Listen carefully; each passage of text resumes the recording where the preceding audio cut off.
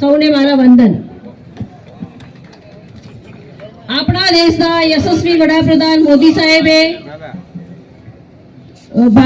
બનાસકાંઠા લોકસીટ પર પ્રથમવાર મહિલા ઉમેદવાર તરીકે મારી જે પસંદગી કરી છે તે બદલ હું મોદી સાહેબ તથા રાષ્ટ્રીય, પ્રદેશ, જિલ્લા નેતૃત્વનો ખૂબ ખૂબ આભાર માનું છું।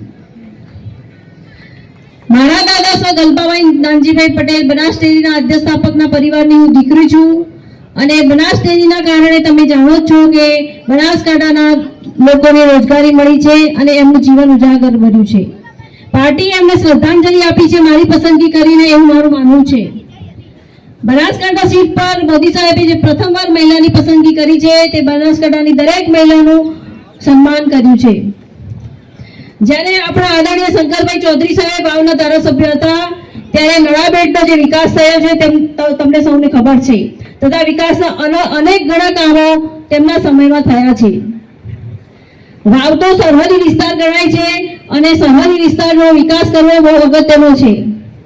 મોદી સાહેબના નેતૃત્વમાં બનાસકાંઠા જિલ્લાની સરહદો બહુ સુરક્ષિત છે અને તેને હજી પણ વધુ સુરક્ષિત બનાવવા માટે કેન્દ્રમાં મોદી સાહેબ હોવા જરૂરી છે।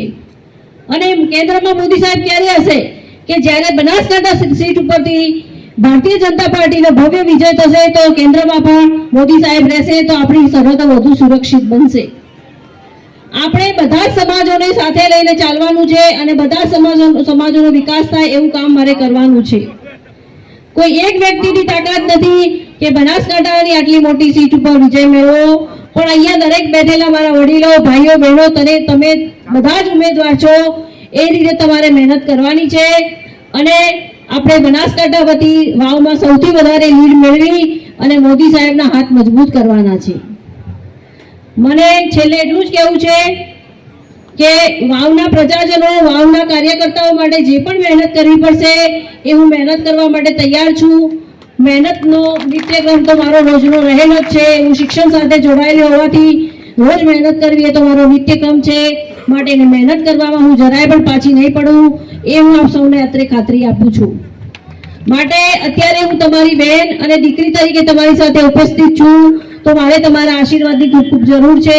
ફરીથી એક વાર આપને વિનવું છું કે વાવ થકી ભવ્ય વિજય મેળવી અને આપણે બનાસકાંઠા વતી એક કમળ મોદી સાહેબના ચરણોમાં જરૂરથી ધરાવીશું। આપ સૌનો ખૂબ ખૂબ આભાર। ભારત માતા કી જય, વંદે માતરમ।